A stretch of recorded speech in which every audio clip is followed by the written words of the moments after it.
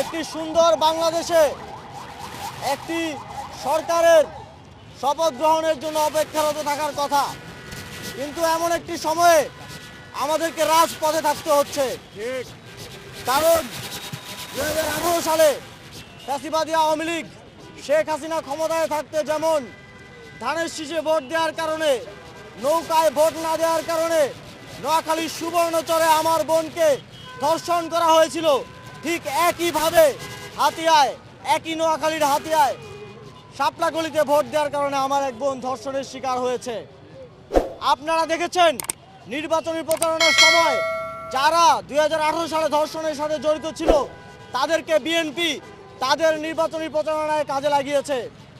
আমরা সেদিনে বুঝেছিলাম বিএনপি সেই ধর্ষকদেরকে নির্বাচনী প্রচারণায় শেল্টার দেওয়ার মধ্য দিয়ে আবারও মা বোনদেরকে একটা মেসেজ দিতে চেয়েছে, যদি এবারও বিএনপিতে ধানের শীষে ভোট না দেওয়া হয় তাহলে মা বোনদের একই পরিণতি হতে চলেছে।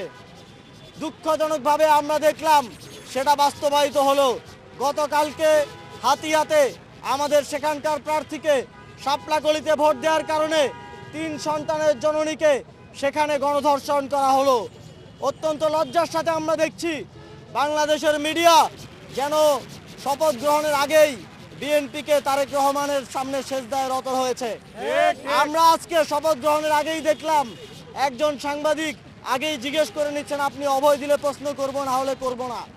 আমরা অত্যন্ত লজ্জার সাথে দেখছি ঠিক যেই উপকরণগুলো শেখ হাসিনাকে ফ্যাসিবাদী করে তুলেছিল সেই একই উপকরণের পুনরাবৃত্তি সারা দেশে ঘটছে। আমরা স্পষ্ট বার্তা দিতে চাই, এবারের নির্বাচনে এনসিপি এবং 11 দলীয় জোটকে আমাদের মা বোনেরা তাদের সমর্থন দিয়েছেন, আমাদের মা বোনেরা তাদের ম্যান্ডেট দিয়েছেন।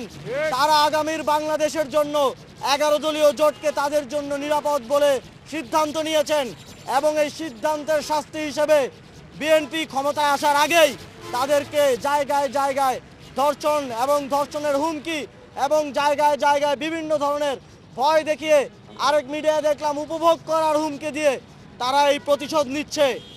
আমরা স্পষ্টভাবে বলতে চাই, বাংলাদেশের যেই 46% জনগণ আপনাদেরকে ভোট দেয়নি, বাংলাদেশের যেই 46% ডেন্টিস্টের পরামর্শ নাও নতুন কোলগেট অ্যাক্টিভ সল্ট। মা বোন এবং তরুণরা আপনাদেরকে ভোট দেয়নি, আগামীর বাংলাদেশে তাদেরকে বাদ দিয়ে বাংলাদেশ বিনির্মাণ করা সম্ভব না। আপনারা যদি তাদেরকে বঞ্চিত রেখে, তাদেরকে দমন পীড়নের মাধ্যমে, তাদের বাড়িঘরে হামলা করে, আগুন দিয়ে, তাদের দোকানপাটে হামলা করে, তাদেরকে চাকরিচ্যুত করে বাংলাদেশে আবারও মাফিয়াতন্ত্র, আবারও ফ্যাসিবাদতন্ত্র কায়েম করতে চান, তাহলে আপনাদের সামনে শেখ হাসিনার উদাহরণ জল করে জ্বলছে। আমরা মনে করি, আমরা আপনাদেরকে আহ্বান জানাতে চাই, আমরা একটি সুন্দর বাংলাদেশ চাই। আপনারা দেখেছেন নির্বাচনের আগে থেকে এক ধরনের একদিকে প্রশাসন সহ সবাই হেলে গিয়ে লেভেল প্লেইং ফিল্ডকে নষ্ট করা হয়েছে। তারপর আমরা বলেছি আমরা গণতন্ত্র চাই, আমরা নির্বাচনের জন্য সহযোগিতা করব। নির্বাচনের আগের দিন বিভিন্ন জায়গায় কেন্দ্র দখল করা হয়েছে, তারপরে আমরা ধৈর্য ধরেছি। নির্বাচনের দিনের বেলায় মোটামুটি সুষ্ঠুভাবে নির্বাচন হলেও রাতের বেলা আপনারা ভোটের সংখ্যা নিয়ে যে ইঞ্জিনিয়ারিং করেছেন এবং ঢাকা 8 আসন যেখানে আমরা দাঁড়িয়ে আছি সেখানে আমাদের নাসিরউদ্দিন পাটোয়ারি সহ সারা দেশে আমাদের বিভিন্ন জায়গায় অন্তত 50 জন প্রার্থীকে আপনারা হারিয়েছেন। তারপরে আমরা বাংলাদেশের স্বার্থে, বাংলাদেশের জনগণের দিকে তাকিয়ে, জুলাই গণঅভ্যুত্থানের দিকে তাকিয়ে গণতন্ত্রের দিকে হাঁটছি ঠিকই, কিন্তু আমাদের শক্ত ডিফেন্স থাকবে এবং আমরা এই আসনগুলো নিয়ে আমাদের লড়াই চালিয়ে যাচ্ছি এবং যাব। তবে আমাদের আপনাদের প্রতি আহ্বান থাকবে, সারা দেশে যেই নৈরাজ্য এবং জুলুমতন্ত্র আপনারা নির্বাচিত হওয়ার সাথে সাথে শুরু করেছেন, শপথ নেওয়ার আগেই শুরু করেছেন, সেটা অবিলম্বে বন্ধ করতে হবে।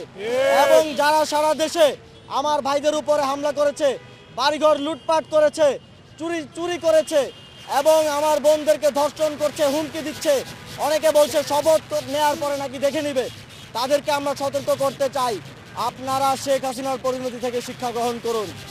আপনারা যদি চান যে আপনাদের নেতাদেরও শেখ হাসিনার মতো পরিণতি হোক, তাহলে অবশ্যই আপনাদেরকে এই ধরনের কার্যক্রম থেকে সরে আসতে হবে এবং শপথের আগ পর্যন্ত অন্তর্বর্তীকালীন সরকার এবং শপথের পরে পরবর্তী সরকারকে আমরা তাদের বিজয়ের পরে যেই